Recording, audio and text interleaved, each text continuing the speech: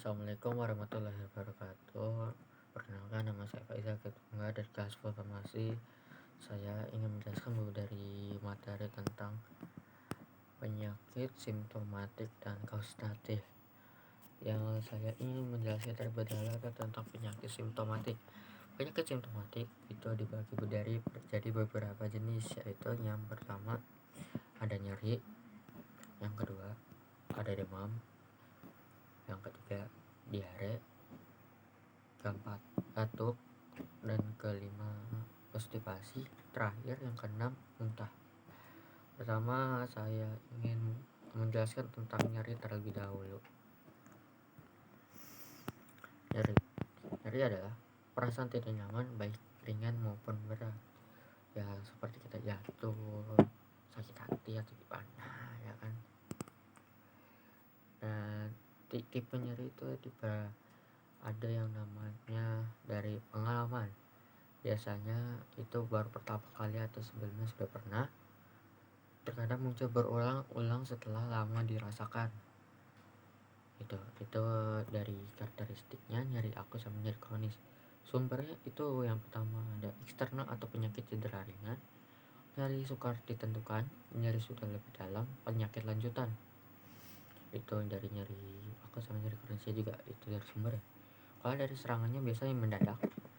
Kalau sudah mendadak, bertahap atau tersembunyi, biasanya seperti itu. Terus kalau durasinya lamanya itu sampai 6 bulan atau lebih dari 6 bulan. Pernyataan resminya melaporkan nyeri dan seringkali diam kecuali ditanya. Kayak kita kepentok meja, kita kepentok meja, biasanya kalau nggak ditanya tuh diam aja tuh. Ya, biasanya diam aja. Oke. Tujuan pengobatan dari nyeri itu yang pertama, mengurangi intensitas dan durasi keluhan nyeri.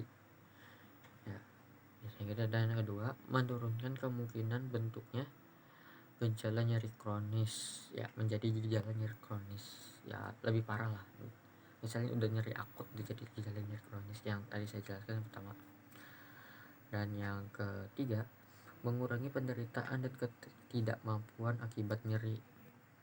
Keempat, minimalkan reaksi yang tak diinginkan. Dan yang kelima, meningkatkan kualitas hidup pasien. Dan meningkatkan kualitas hidup pasien ini yang biasanya harus utama ya, karena pasien guys ya. Oke, sekarang kita masuk ke demam. Demam adalah suatu kondisi yang ditandai dengan peningkatan suhu tubuh di atas suhu normal sesuai dengan kelompok usia pasien. Dan usia pasien siapa itu berarti suhu tubuh normal itu terdiri dari bayi dari 36,5 derajat Celcius sampai 37,5 derajat Celcius. Mungkin kalau misalnya lebih dari itu ya panas berarti ya, udah demam. Yang dewasa itu 36 derajat Celcius sampai 37 derajat Celcius. Itu yang buat dewasa. Penyebab demam yang non infeksi itu pertama itu tumbuh gigi, yang kedua pasca imunisasi, yang ketiga dehidrasi, dan yang keempat hiperaktivitas. Nah, kalau yang infeksinya itu yang dari bakteri, virus, sama parasit. Nah, gejala demam pertama, merasa dingin ketika orang lain tidak merasakannya. Misalnya kita cuaca panas tapi kita kedinginan, itu bisa jadi salah satu gejala demam. Yang kedua, menggigil ini sama. Tiga, sakit kepala pasti. Nah, tempat ngantuk ya, pasti orang demam pasti selalu ngantuk. Oh ya, depresi juga salah satunya. Dehidrasi, kekurangan air. Berkeringat, ya biasanya orang demam kan panas, pasti keringatnya banyak. Kehilangan selera makan, ya ini banyak yang dirasakan orang, yaitu kehilangan selera makan. Yang ini contohnya 30,67 derajat Celcius ini yang buat dewasa, ini demamnya ya. Oke, kita masuk ke diare. Diare adalah frekuensi air besar lebih dari 4 kali bayi dan lebih 3 kali pada anak. Jadi misalnya kita buang air besar itu lebih dari 4 kali buat bayi, buat kita maksudnya buat bayi 4 kali bayi bolak-balik itu bisa jadi termasuk diare. Kalau pada anak itu 3 kali, biasanya misalnya kita suka bolak-balik nih mungkin gejala diare nih. Nah, gejala diare itu ada yang namanya BAB, lancar dan sering ya, sering, terus nyeri perut sama demam. Penyebab diare infeksi oleh bakteri pastinya, kayak ya bakteri yang gak suka cuci tangan gitu. Infeksi atau bakteri yang menyertai penyakit lain, pemanis buatan, salah satunya, kaget pada makanan dan minuman yang baru dikenal. Bisa jadi konstipasi adalah suatu keadaan sulit buang air besar dalam 2 minggu atau lebih yang meliputi konsistensi feses yang menyebabkan nyeri saat BAB. Ini kalau udah susah BAB ya ini konstipasi. Ya penyebabnya ya pertama dia rendah serat, yang kedua kurang cairan, ya berarti itu yang suka kurang minum, terus imobilitas atau kurang olahraga. Itu yang jarang olahraga tuh bisa jadi itu konstipasi, ya susah buang air besar. Terus berpergian jauh, ya tuh itu penyebabnya. Dan gejalanya itu kesulitan dan menyelesaikan BAB, terus mengenjan saat BAB. Mengenjan itu bisa disebut ngeden ya, ngeden, susah buat ngeluarin BAB nya, rasa tidak tuntas saat BAB. Oh itu parah ya, ini contohnya ya gitu. Dan kita masuk ke batuk. Batuk adalah pengeluaran kuat dari paru-paru atau saluran pernapasan, dan secara normal merupakan refleks pelindung atau menghilangkan benda asing, iritasi lingkungan, atau akumulasi sekresi dari saluran pernapasan. Ya gejalanya yang pertama demam, kedua menggigil, ya, batuk, demam ya, gitu. Terus nyari pada tubuh pastinya.